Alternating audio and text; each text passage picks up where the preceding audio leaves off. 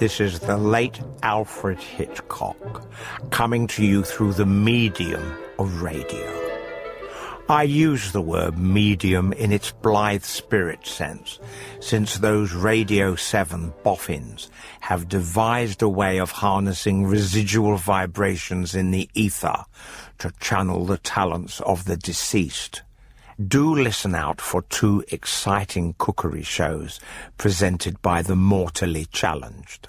Rome Cooking, to a soundtrack by Nero, and 101 Things to Do with a Dead Goat, presented rather excitedly by Attila the Hun. And now for today's menu. A twisted tale which concerns itself with the sacrifices one makes for art. The Perfectionist, by Margaret St Clair.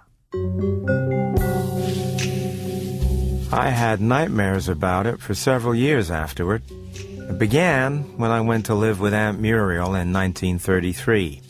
I hadn't had a job for 6 months when I got the letter of invitation from her. And I hadn't eaten much at all for 2 weeks. She explained that she was an old woman, getting lonely, and felt the need of some kindred face near her. There was a money order in the letter and a ticket to Downey, where she lived. "So good of you to come, Charles." Aunt Muriel didn't look any older to me than she had 15 years before. She'd been held together by whalebone and neck collars then, and she still was. I put the more flattering portion of this idea into words. "Oh, Charles, you flatterer."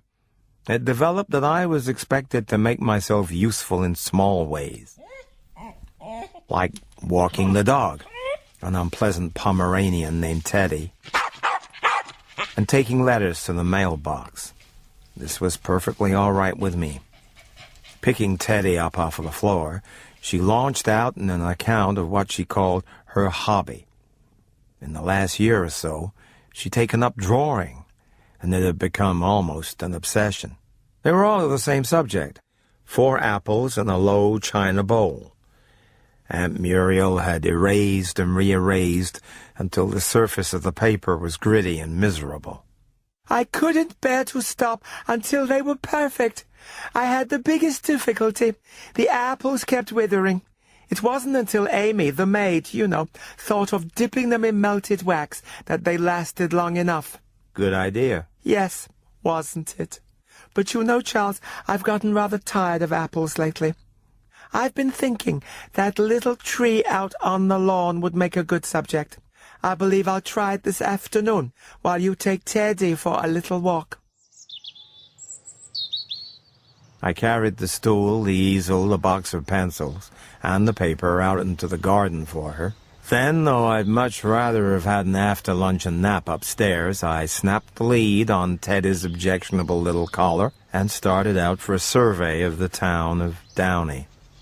I expected to find Aunt Muriel on the lawn when I got back, but she wasn't in sight, so I let Teddy climb into his box in the dining room and went upstairs for that belated nap. Dinner was good and plentiful. My aunt, however, was definitely snappish. "My drawing went badly. The wind kept whipping those leaves around until I couldn't get a thing done. I can't work with anything unless it's absolutely still. I wonder, Charles, I've been thinking, I want you to chop that tree down for me tomorrow and bring it into the house." "But it won't last long after it's been cut down."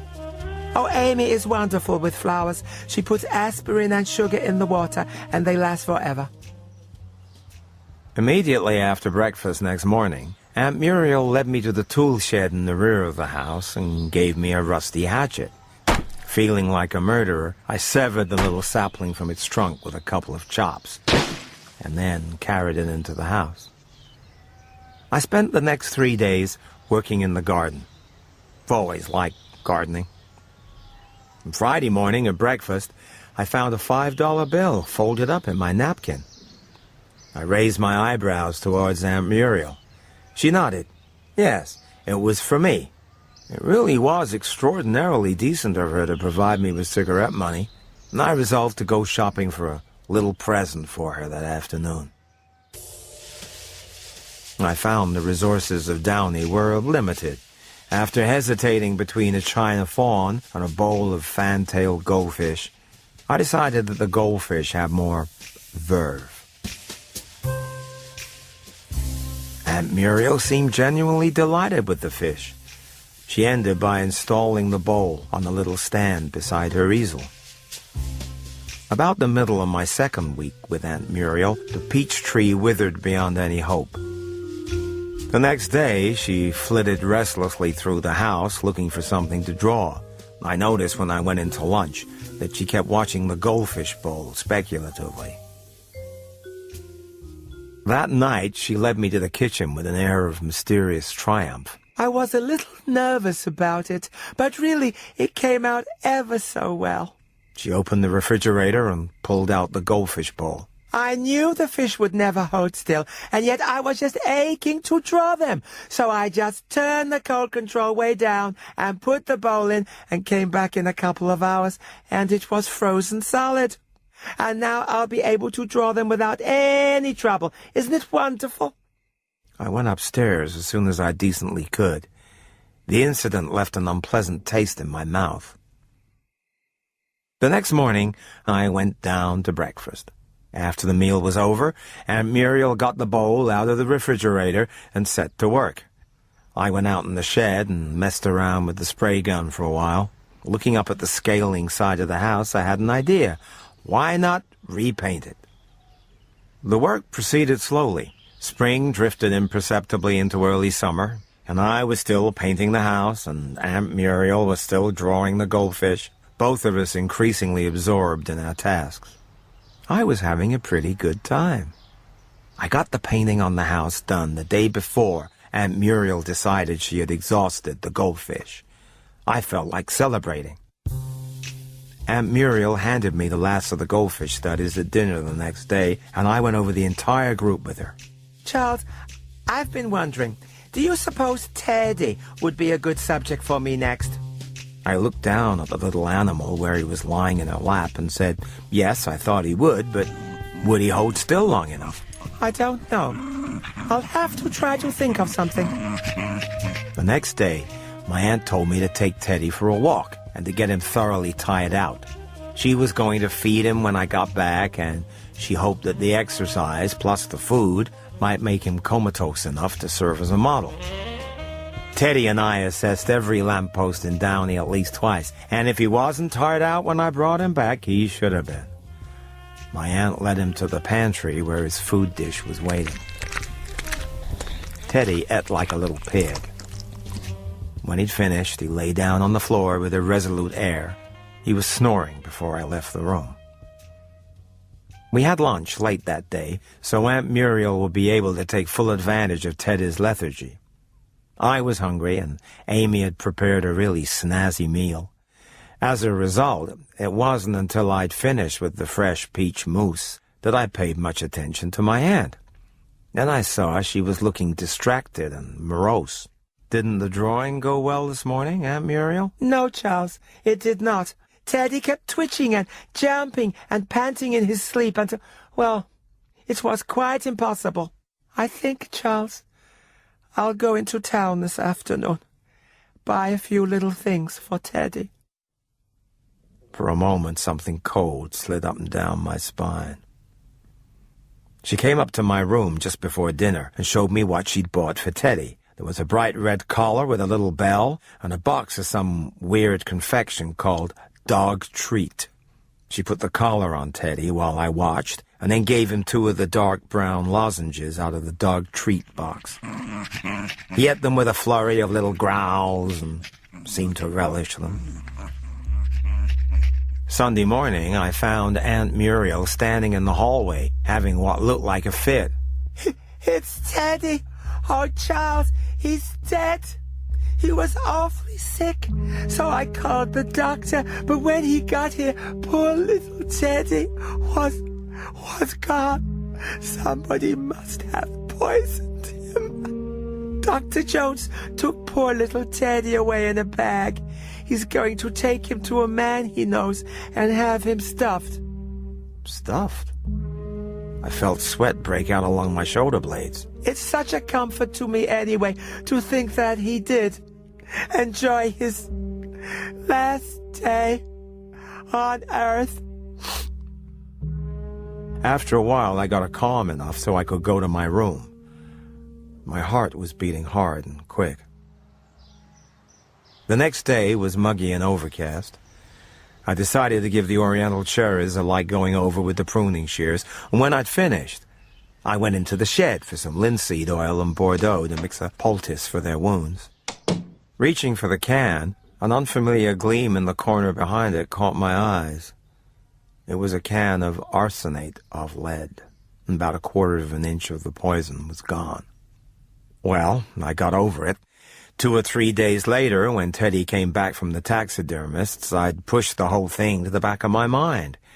And even when Aunt Muriel got her pencils and started on an endless series of sketches of the little stuffed animal, it was all right with me.